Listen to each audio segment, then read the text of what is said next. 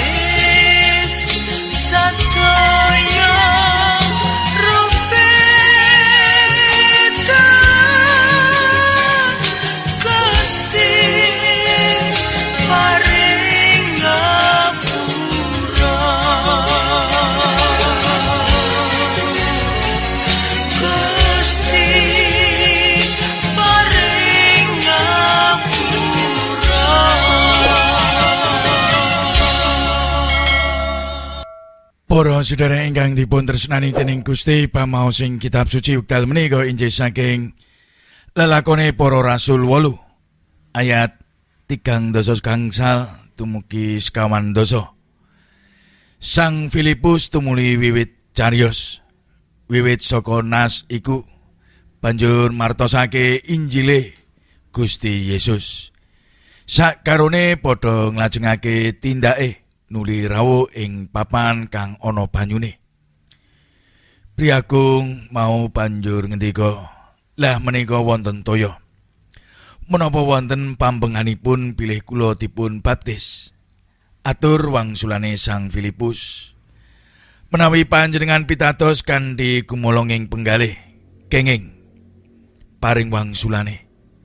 Kula pitados bilih Gusti Yesus Kristus menika putraning Allah.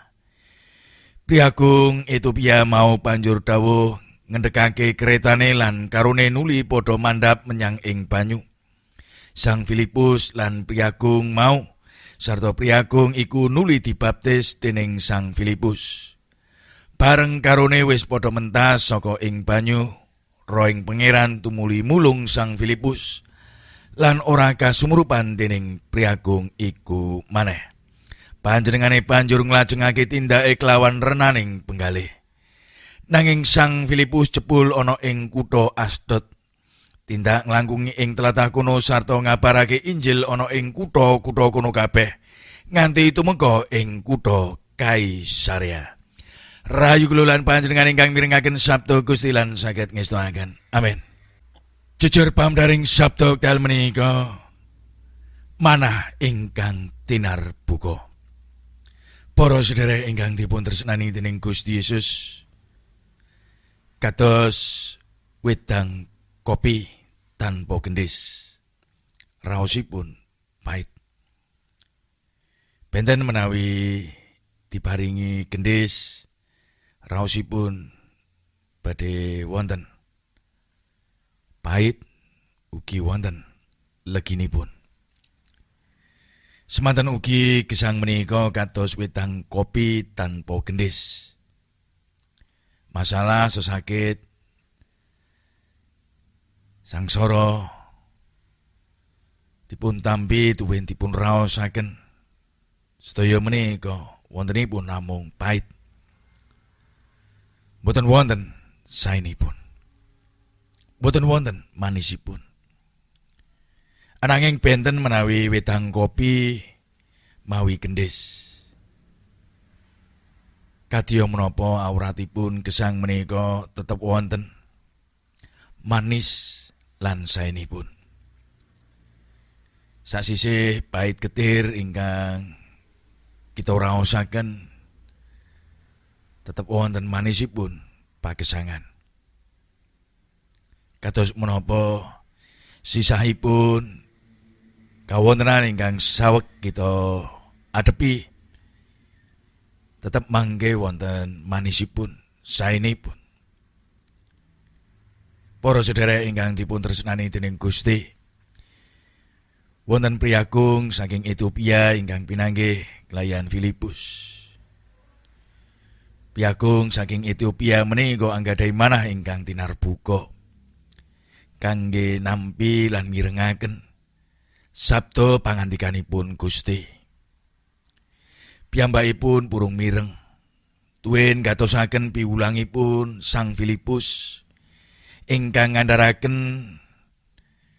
pamecanipun Nabi Yesaya tumugi ing bakaranipun Gusti Yesus. Ing riku pameca menika sampun kasampurnaaken wonten ing bakaranipun Gusti Yesus. Sasampunipun dipun terangaken lan dipun tepangaken dhateng bakaranipun Gusti Yesus, Priagung Ethiopia menika saged mangertosi, nampi lan pitados kanthi gumolong ing manah.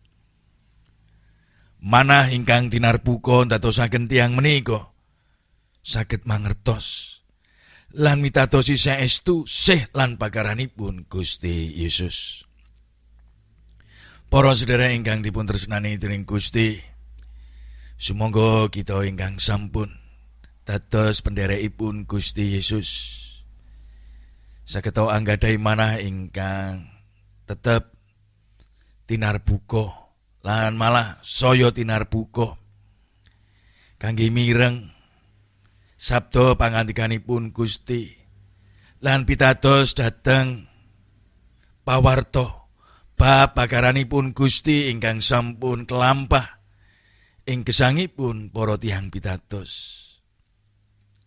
Kula lan panjenengan ingkang sampun nampi mireng mangertosi sampun sakmestinipun gesang kita menika saged pitados kanthi gumolong ing manah. Pitados kanthi wetah. Boten wonten raos mangu-mangu. Boten wonten raos wasumlang. kangge kula lan panjenengan mitadosi bab pagaranipun Gusti ingkang badhe kababar wonten ing gesang kita. Pitados gesang kita menika tansah dipun gatosaken saha dipun sarengi dening Gusti. Ing wekdal kita sisa sakit lan ing nemai kathah perkawis menawa malih ing yuswa saya sepuh kathah ingkang dipun raosaken sampun ngantos kita rumaos gesang menika kados tiyang ingkang luluh ingkang sekeng lan namung nampi sedaya kahanan menika sarwi pait lan boten wonten saenipun sampun ngantos tetepo pitados ing kawontenan menapa kemawon sinaosa wontenipun pait getir ingkang nembe kita raosaken mangkenipun badhe wonten manis lan endahipun sehipun Gusti ingkang badhe kababar. Saksise sisah wonten bingah ingkang badhe Gusti paringaken. Saksise kirang mesti mangkenipun badhe wonten kacekapan. Saksise aurat mangke badhe wonten kegiatan ingkang Gusti paringaken. Mila boten perlu, boten sisa manah menika wasmlang. Boten sisa dipun tampi kanthi ngresuluh lan nganggep gesang menika mboten sae lan malah mboten adil. Kita nganggep gesangipun tiyang sanes menika langkung kepenak. Dene kita menika mboten kepenak. Mboten sisa ningali tiyang sanes ingkang sarwi wonten mboten nate ngalami sisa mboten perlu. Gusti menika sae lan adil dateng para kagunganipun lan mestinipun dateng kita tiyang ingkang pitados manah ingkang tinarbuka nyaketaken kita saya ngertos lan saya ngraosaken sih kadarman saha kabegjan ingkang badhe Gusti paringaken wonten ing gesang kita ingkang menika dados berkah ingkang badhe nyarengi lampah gesang kita. Amin. Sesarengan kita lumebet ing pandonga kawula sami sowan manembah kanthi manah ingkang tinarbuka lan pitados bilih patuko ingkang kagungan rancangan ingkang sae lan endah tumrap kawula ing sadengah kahanan lan masalah ingkang kilir kumantos sanes pait getir ingkang badhe kawula raosaken nanging wonten ugi manis lan sae kangge gesang kawula. Saketna saya kandel anggen kawula mantep jumangkah lan tumindak gesang dados duta paduka kangge mbabaraken sekatresnan lan kasaenan ing tengahing jagat. Duh Gusti kawula nyuwun paduka irit lampah kawula sedaya. Mugi dinten menika ingkang badhe kawula tindakaken saestu cundhuk layan karsa paduka.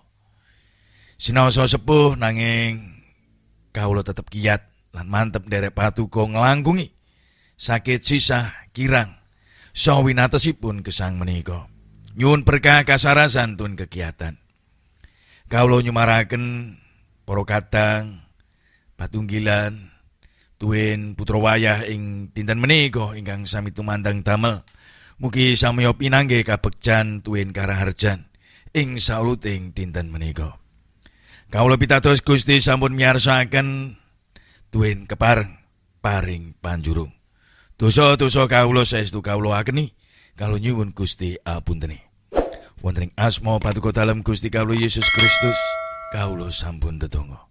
Amin. Sugeng ayah cicipan ing dinten menika.